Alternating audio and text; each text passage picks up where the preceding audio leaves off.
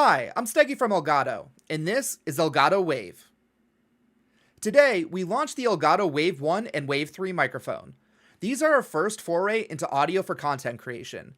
They're USB condenser microphones that are part of the complete audio package, which I'll get into more in a little bit.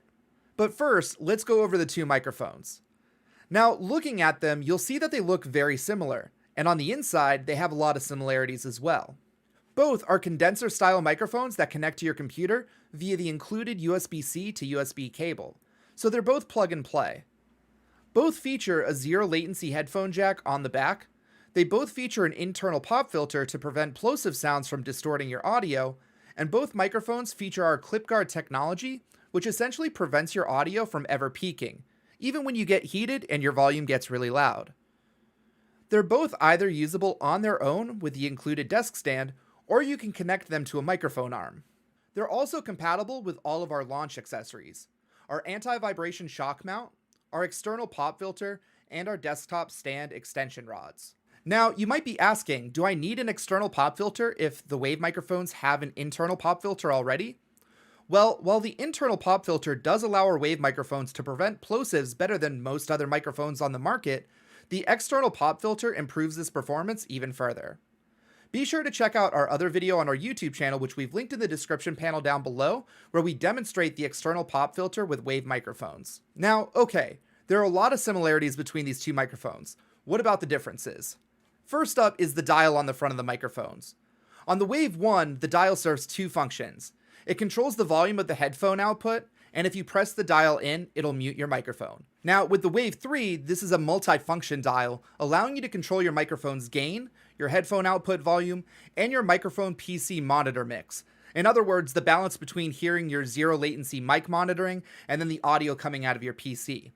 Now, you cycle between these different controls by pressing in this dial. But if pressing in the dial changes the dial's function, how do you mute the Wave 3? Well, another difference is that the Wave 3 is equipped with a capacitive mute button found at the top of the microphone.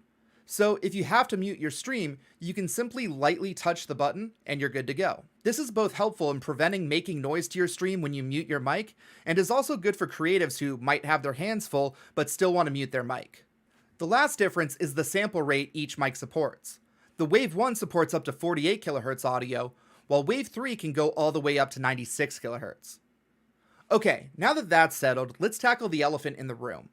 Now, obviously, we aren't the first microphones out there, so what's different about Elgato Wave compared to all the other mics that are already available? Well, in short, our mission with Elgato Wave is to be the complete audio solution for content creators.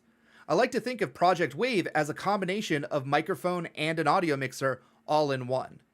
So, how is this possible? Well, it's possible through our super powerful Wavelink software. What Wavelink does is it acts as your digital audio mixer and takes in all of your different audio sources, both hardware and software, and allows you to independently control them all in one place via software faders. And you can create two different independent sound mixes from these audio sources, one for your stream and one for what you're listening to.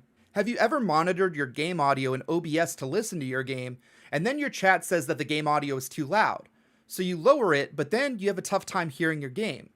Now with Wavelink, you have two separate volume faders, so you can hear your game at the volume you want, and your chat can hear the game at the volume that they want. And our thought process behind Wavelink was, when you look at traditional audio mixers, you have to go through all of this effort to get the different audio sources plugged into the inputs of that mixer to gain that control. And when you have analog audio sources like this, you have to worry about the things like clean power or ground loops and a lot of other annoyances. But when you have a streaming setup, in one way or another, all of your audio sources are in your computer, whether it's from USB connections or coming from the computer itself in software. So Wavelink simply is able to grab these different audio sources and allow you to control them all in one simple place. It's a simple concept, but ridiculously useful for streaming. So when you have all of your audio sources added, whenever you need to change the levels, you just use your mouse and then adjust the faders.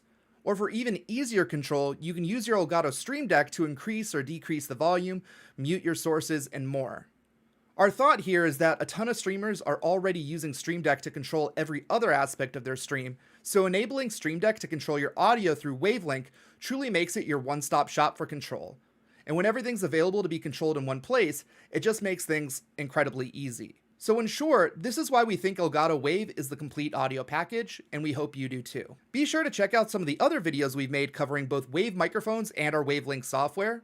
If you have any questions, feel free to leave a comment down below, and don't forget to get subscribed so you can catch the rest of our videos and tutorials to learn how to unlock the full power of your Elgato products. Once again, I'm Steggy from Elgato, and until our next video, good luck and have fun.